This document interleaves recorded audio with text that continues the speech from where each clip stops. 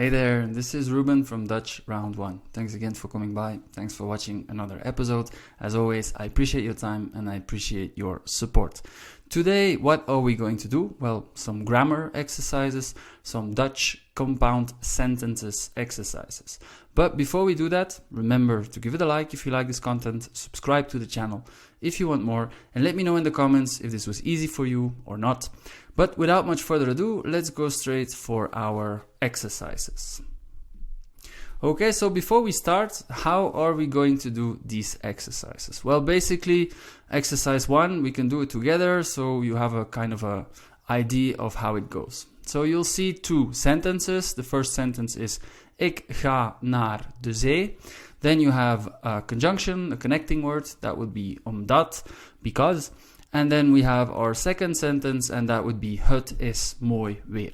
So basically what do we need to do is we need to combine both sentences. So we have to make one sentence, one compound sentence with the sentences that are given. Now before we start, if you're not sure about Dutch compound sentences, if you forgot the grammar, don't worry, click on the following link, which you'll see appear right now. I made a grammar lesson about Dutch compound sentences in order to make your life easier. Alright, let's start with the exercise. Now, the first two sentences are Ik ga naar de zee. Het is mooi weer. And we need the conjunction omdat. So, the exercise is actually word order. Where are we going to place our words? What I advise you to do is basically maybe take a pen, take a paper, write the sentence down, because the next slide will be the solution, right? So the first one is Ik ga naar de zee, omdat het is mooi weer. Alright, so what would the correct word order be if this would be one sentence? Well, we'll take a look. And that would be, ik ga naar de zee, omdat het mooi weer is. Alright? What happened? Basically, our main verb of the second sentence is going all the way to the end. Our main sentence, ik ga naar de zee, doesn't change it at all. Ik subject, ga finite verb, it's basically together in the beginning. Now we go to the second part, there we have omdat, which is because, and then het, this case was our subject of the second sentence, mooi weer, and then we have is. So basically our finite verb went all the way to the end. Why? Basically, ik ga naar de zee is our main clause, omdat is our conjunction, but that conjunction is basically introducing a subordinate clause, right? Subordinate clause is a clause which is dependent of our main clause. And if it's a subordinate clause, our subject is going to the beginning, however, our finite verb is going all the way to the end.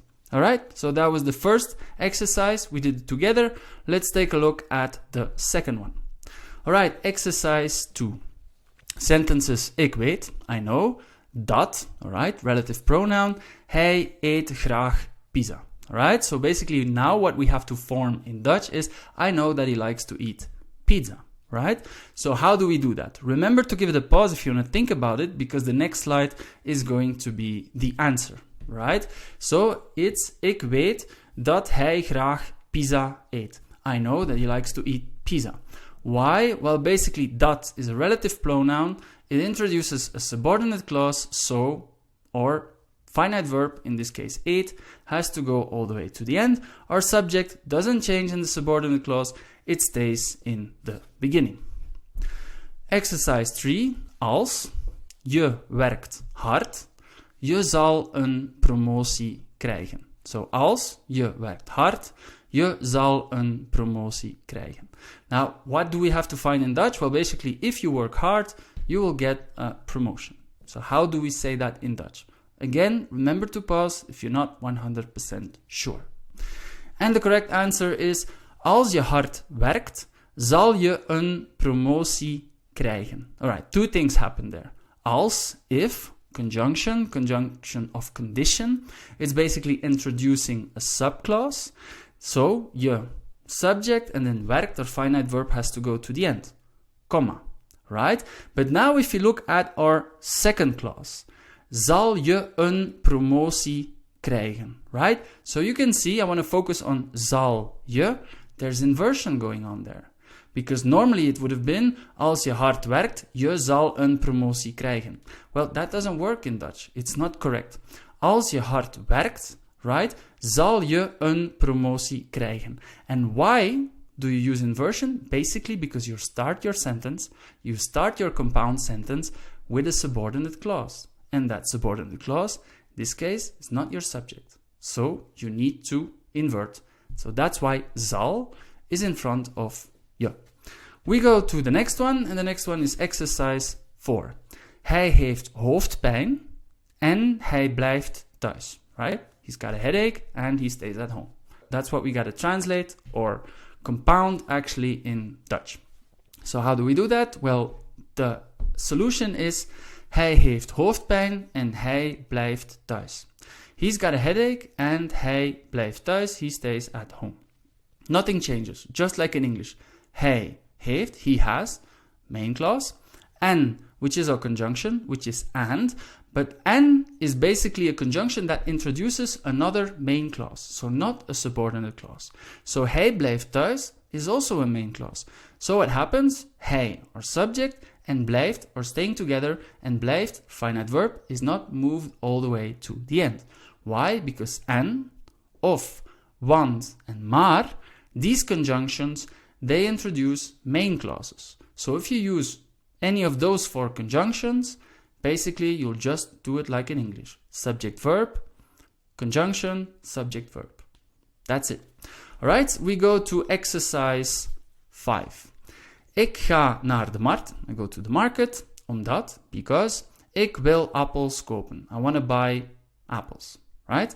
So what we want to do now in Dutch is basically I go to the market because I want to buy apples. So how do we do that? Well, this is our solution. Ik ga naar de markt omdat ik appels wil kopen. I go to the market, or main clause, nothing changes, subject verb, ik ga. Omdat, because, ik, or subject, and then our verbal group in this time. Because now we have wil kopen, want to buy. So that's not only one verb, that's what we call a verbal group, is also going all the way to the end. Omdat ik, subject, then in this case your object, appels, and then wil kopen. That's your verbal group, and all of them are going to the end. Now, how do you know whether you want to put wil or kopen at the end? Well, wil is what we call a modal verb, so it kind of guides our main verb, which is kopen, which is to buy. What do I mean by that? Well, basically, wil kopen is want to buy. But if I say zal kopen, that basically would be I will buy.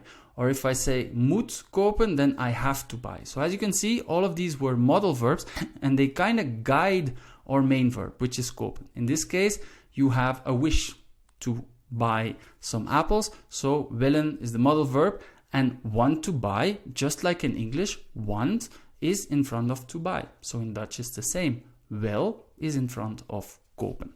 So ik ga naar de markt omdat ik appels wil kopen. We go to exercise number 6, and that's basically als ik sta vroeg op, dan ik zal naar de winkel gaan. Be careful, we already had one with als, so 2 things will happen there, just to give you a little bit of help. And then basically what we need to do in Dutch now is basically if I wake up early, then I'll go to the shop, then I'll go to the store. So how do we do that in Dutch? Well, that is your solution. Als ik vroeg opsta, dan zal ik naar de winkel gaan. Now this one's really tricky because 3 things are happening here. Als, alright, introducing a subclass of condition, right? So, ik, a subject in front, but our verb is now at the end of the first sentence, of the first subordinate sentence. And that's opsta, alright? So opsta, now you will see that it's together.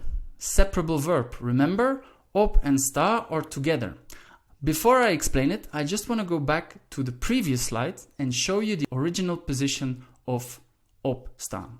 So as you can see, as you focus on the first sentence, ik sta vroeg op, you can see this is a separable verb.